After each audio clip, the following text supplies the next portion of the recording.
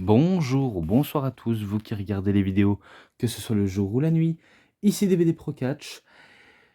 Bah, vu comment je poursuis les vidéos et que ça se laisse ressentir que quand j'en ai envie, bah, je le fais, tout simplement les vidéos. Maintenant, ça se laisse un peu ressentir. Bon, après, est-ce que ça peut encore durer éternellement? Pas du tout. Ça dépend quand j'en aurai terminé avec ceux que je termine à peu près les saisons. Hmm. Pour l'instant, on ne sait pas, hein. Vraiment, pour le sait pas, même moi, je ne sais pas. Pour l'instant, c'est dans une petite motivation auquel je me le fais, parce que sans une petite motivation, je l'aurais jamais fait, car j'aurais créé d'absence, encore plus d'absence et ça laisserait ressentir, mais que là, pas du tout. Là, vu comment je décide de repoursuivre et bien sûr, sur encore un DVD japonais et je crois que c'est le dernier, donc le dernier DVD de Total Kawada auquel, j'ai eu en date et auquel, beh, j'ai toutes bien sûr regardé, donc il y a aucun souci à ça. Donc le dernier, je vais vous le montrer, même si vous avez déjà vu au niveau de la miniature. Batlars Wrestling. Même si c'est que Batlars tout court, de Katsura, Studio, qui s'est déroulé le 25 février 2007. Ouais, ouais, ouais. Donc, ce DVD-là, c'est un peu, bah, du shoot fighting, enfin, du shoot style, vu comment c'est un côté shoot, du catch. On va dire, il y a un peu de catch traditionnel, comme les accrochages, comme les prises techniques en soumission, au sol et des prises en tout genre qui peuvent faire, de gros dégâts. Mais, voilà, rien de plus. Mais avec un petit côté MMA. Parce qu'il y a un côté vraiment MMA dans la manière de se battre, parce que le but, dans, bah, dans ce genre de concept du strong style wrestling, c'est de c'est il y a un peu de lutte, bien sûr, il y a un peu de lutte, mais, on nous fait vendre comme un vrai combat. Vu comment, maintenant on sait que c'est pas un secret, les Japonais, eux, ils considèrent le catch comme un véritable sport, que nous, en tant qu'Européens, on le considère pas comme un sport, on le considère comme un sport de guignol. Parce qu'il y en a qui disent ça, un sport de la guignolerie, de singerie, du cirque. Il y en a qui qualifient ça même, alors qu'il y en a qui considèrent ça comme, un véritable sport, bien discipliné et bien sérieux. Avec, bien sûr, le côté, bah, bien caché du puroresu, donc le catch, japonais très bien, bah, très bien secret, dont, on doit savoir par, nous-mêmes et aussi quand on se fasse enseigner. Et pourtant, il y a plusieurs gaijins qui sont essayés, au catch japonais. Il y en a qui ont eu du succès au Japon, d'autres moins. Parfois, même les Japonais eux-mêmes n'ont pas forcément toujours du succès et d'autres qui en ont du succès. Mais bon. Mais bon, mais bon, mais bon. Faut dire chacun ses styles, hein. Chacun vraiment ses styles de genre de combat. Mais sinon, quand on regarde ce DVD, même si je sais que vous aurez peut-être pas les moyens de vous le procurer, en même temps, c'est dur à trouver des DVD, 100 japonais, bah, à tous les coins de rue, parce que ça se trouve pas dans tous les coins de rue, à part peut-être un magasin de vidéos de ouais, peut-être un magasin de vidéos de sport ou de lutte au Japon, mais sinon, en Belgique, en France et partout ailleurs, c'est quasiment impossible. Peut-être que je voulais en venir à ça.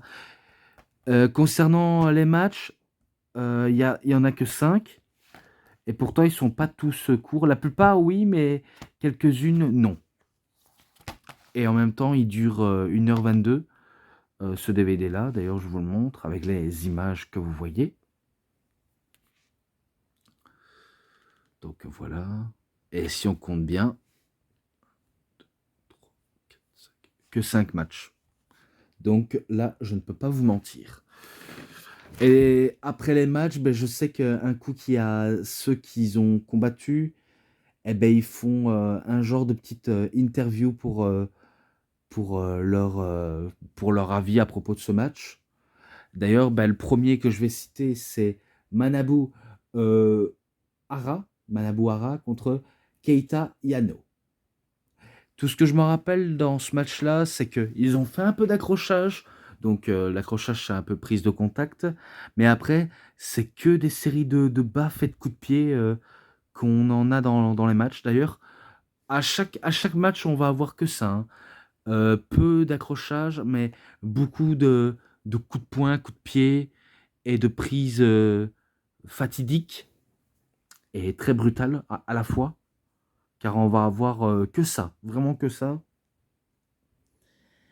Donc, faut dire, c'est vrai que le shoot style, c'est vraiment un style auquel il faut pas trop rigoler et que ça, c'est un peu cette vision, du catch auquel, j'aime bien. Personnellement, j'aime bien parce que au moins il y a le côté plus sérieux et pas le côté, bah, pas le côté trop guignol, du catch. Parce que c'est pas que j'ai quelque chose contre le côté, guignol comedy wrestling, c'est pas, ça dont je voulais dire. C'est juste que quand on fait un peu de comedy wrestling, on sait que c'est du divertissement auquel il faut, savoir, aimer ou si on n'aime pas ce genre de style de divertissement, ben c'est pas grave. Alors que si jamais vous aimez vous divertir avec de simples mecs qui se foutent sur la gueule, même s'il y a rien d'autre en jeu, ou alors s'il y a quelque chose en jeu, eh ben il y aura toujours de la bagarre, que ce soit sérieux ou alors un peu ben, pas trop crédible, ça dépend de comment vous le voyez. Et que là, ben, c'est plus un combat très brutal entre deux hommes, et parfois même avec les femmes, parce que oui, dans ce DVD-là, il y a un match aussi avec les femmes. On n'aura qu'un seul match, et après le reste, c'est que des hommes. Même en équipe aussi, même en équipe. Après, je sais pas s'il y a plusieurs, c'est envisageable, parce que je pense que même si ce serait un combat à plusieurs, peut-être que ça serait un bordel total, mais bon, il faut savoir comment s'y prendre si on voit ben, la plupart des shoots qui arrivent à tout moment.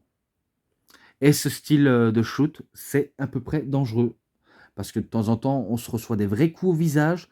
Et c'est pas, on va dire, des petites claques auxquelles on ne fait que toucher le joue. Enfin, on fait que frapper la joue et que ça ne fait aucun effet. Là, c'est vraiment des vraies grosses baffes auxquelles on les sent arriver.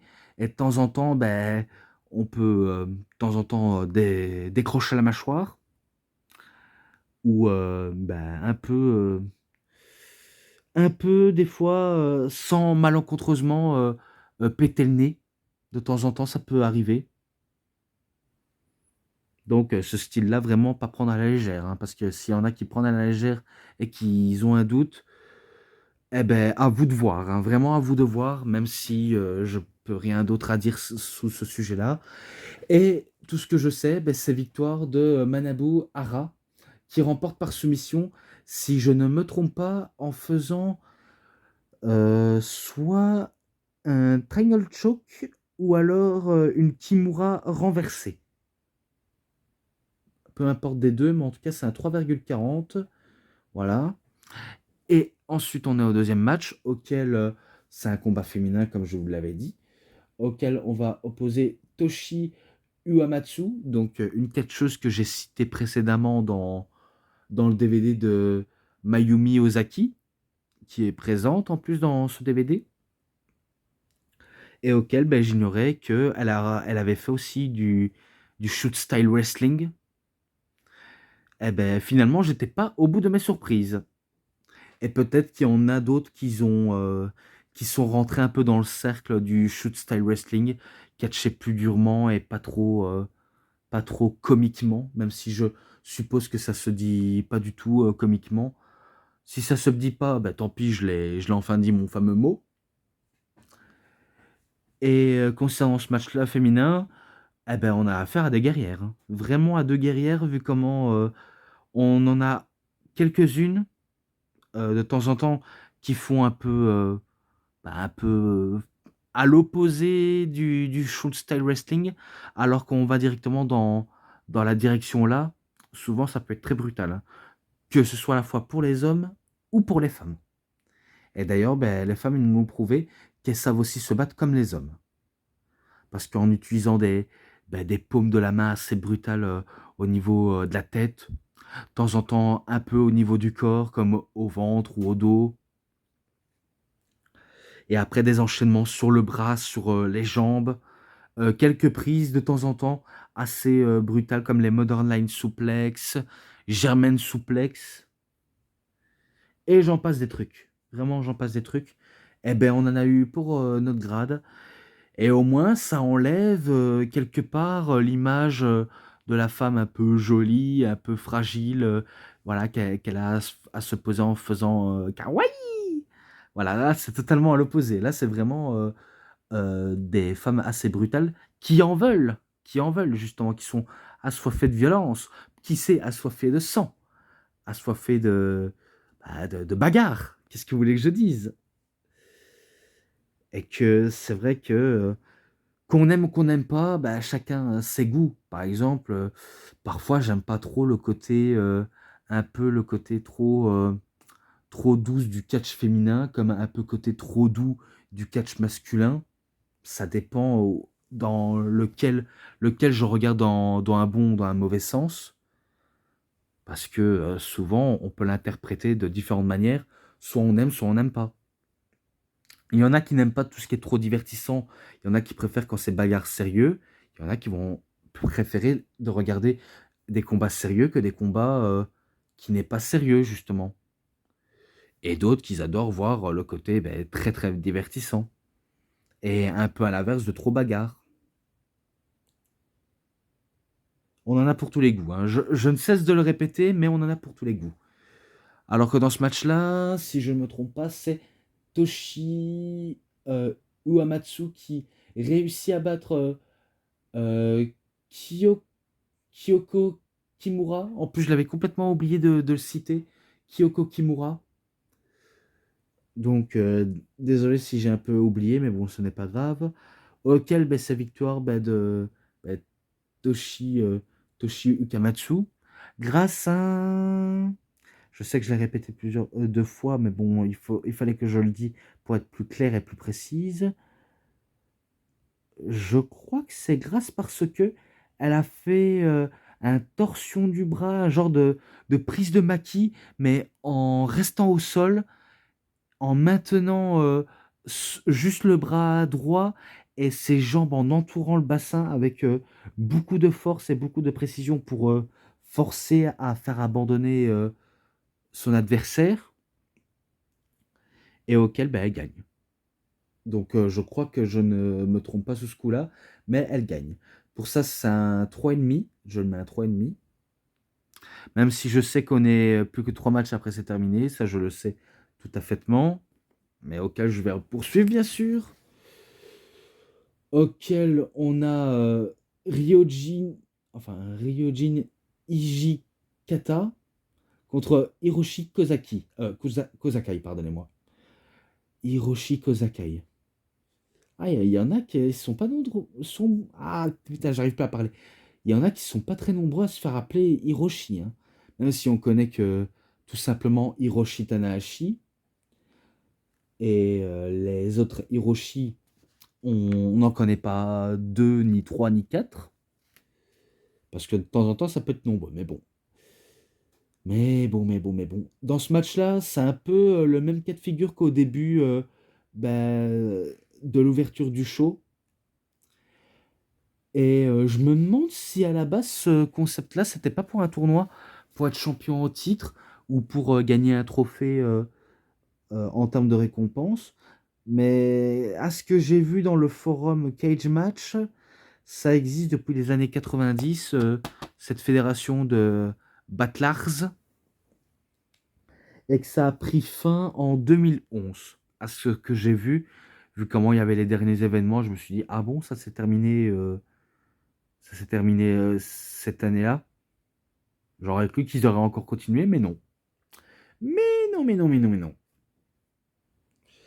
Comme je disais, c'est un peu le même cas de figure qu'au début du match avec les deux hommes que j'avais cités, donc Manabu Hara et Keita Yano.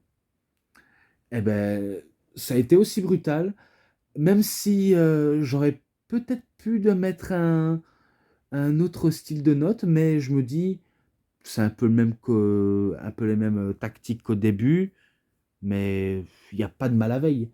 Et pourtant, ces victoires de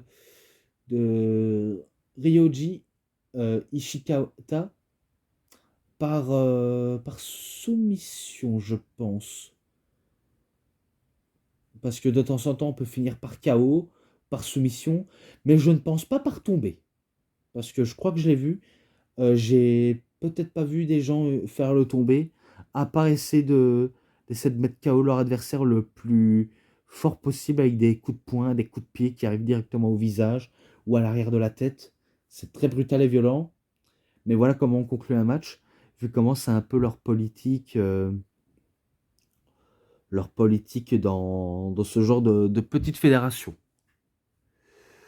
Bah, victoire de Ryoji, comme je l'ai dit, comme je l'ai dit tout à l'heure.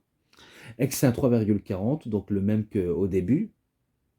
Mais après, ça va un peu avancer, ça va un tout petit peu avancer, vu comment là, on s'approche au match par équipe, auquel on a Fujita Hayato et Katsumi. Ah, que Katsumi, d'accord. Contre Yuda. Enfin. Ah merde, attendez, je m'excuse. Donc, Hayato et Katsumi Usuda. D'accord, Usuda, j'ai cru que c'était contre Uda. Excusez-moi, je m'en excuse. Et là, contre euh, Munenori, Sawa et Yuta Yoshikawa. Yoshikawa. D'accord, d'accord. Ah ben, le match par équipe, cette fois-ci, a été un peu long. Peut-être 20 minutes ou plus que 20 minutes. Mais en tout cas, ça a été que de la bagarre pure et dure, que de la guet-apens entre les deux équipes. Vraiment, ça, tout ça résume à ça. Que de la guet-apens, guet-apens, guet-apens, guet-apens, guet-apens. Tout se résume à ça. Et pourtant, ben, c'est victoire de Fujita Yato et Katsumi Uzuda. Voilà, tout simplement. Vu comment il y a eu une soumission sur l'un des leurs. Mais bon. Donc c'est un 3,50. Je décide de le mettre ça. Et là, le main event de ce show. Et je pense qu'on pourrait qualifier de la première équipe auquel je vais citer de, de Team Daisuke, vu comment l'équipe que je vais vous citer, c'est équipe composée de Daisuke Ikeda et Daisuke Sakimoto. Donc The Team Daisuke, ça aurait pu le donner un, un Dream Team parfait. Et en phase 2, ils ont affaire à Kazunari Murakami et Yuki Ishikawa. Donc, celui qui est à la tête d'affiche que je vous ai montré tout à l'heure, même si vous vous en rappelez plus. Et bien là, c'était un bordel. Ça a été un bordel, je ne vais pas vous mentir. Je me rappelle, ça s'est battu dans le public et à l'extérieur du ring, bien sûr, comme sur le ring. De toute façon, il y en a, ils font des guet-apens, ils ne s'arrêtent pas pendant de longues minutes. Soit pour avoir de l'attention sur eux, ou alors pour éviter de trop prendre d'attention sur le ring. Il y en a qui peuvent l'interpréter de différentes manières. Je peux interpréter comme ça. Je n'ai pas besoin d'en dire cette fois-ci, vu comment c'est que du shoot style, c'est que des prises au niveau des torsions du jambe, des bras, de la tête, du corps, bref, tout se tord. Et soit on abandonne, soit on résiste, ou alors on finit KO ou pas du tout KO. Et bien dans ce match-là, on a eu enfin un KO, auquel je crois ça a été Katsunari Murakawami. Ah, oui, Murakawami. Enfin, Murakami. Oui, Murakami. Oui, je sais, j'ai un petit peu du mal à tout retenir d'un coup. Mais bon, de toute façon, on peut pas être parfait. Hein. Je vais pas vous le mentir. On peut pas être parfait pour retenir d'un seul coup parfait. Hein. C'est impossible. Qui va se prendre le truc, c'est sûrement Kazunari Murakami qui s'est mangé un gros KO de la part de l'un des deux Daisuke. Et par la suite, ben, on conclut le show avec un remerciement. Et voilà comment ça s'arrête ben, le match. Voilà comment ça s'arrête le match. Voilà comment ça s'arrête le show. Et auquel ben, je décide de mettre à 3,60 et de m'arrêter là. Oui, je sais, ça a été un peu court, mais j'ai dû un peu rallonger un peu la vidéo. De toute façon, dans les vingtaines de minutes, c'est pas mal. C'est un peu pas mal. Donc, les matchs, l'interview et l'ensemble, je lui mets un 3,60, donc comme dans le match précédent, parce que je pense que ça peut convenir. Je ne sais pas vous, mais en tout cas, ça peut me convenir. Et moi, pendant ce temps-là, bah, je repoursuis encore avec mes DVD. Si jamais je suis bonne humeur, si jamais je tiens encore cette forme, je pourrais le faire. Bon, après, de temps en temps, ça m'arrive un peu de m'occuper en faisant des petites activités ou en jouant à des jeux vidéo ou n'importe quoi. De temps en temps, ça peut m'arriver. Donc, si des fois je ne sors pas de vidéo, c'est parce que bah, je m'occupe. Et si jamais je sors une, ça veut dire que voilà, j'en ai sorti une, j'ai fait au moins l'effort de sortir une. Mais par la suite, après, je n'ai qu'à m'occuper. Mais bon, je m'arrête ici. Donc, c'est tout pour cette fameuse review. C'était DVD Pro Catch. J'espère que ça vous aura énormément bien plu. Et si vous avez aimé cette vidéo, vous savez ce qu'il vous reste à faire. Likez la vidéo, commentez, partagez, abonnez-vous à ma chaîne et cliquez sur la petite cloche pour avoir plus des notifications et des prochaines vidéos. Et moi, je vous dis bonne journée, bonne soirée à tous. Au revoir tout le monde pour une prochaine vidéo. A plus à tous les fans de catch. Allez, bye bye tout le monde.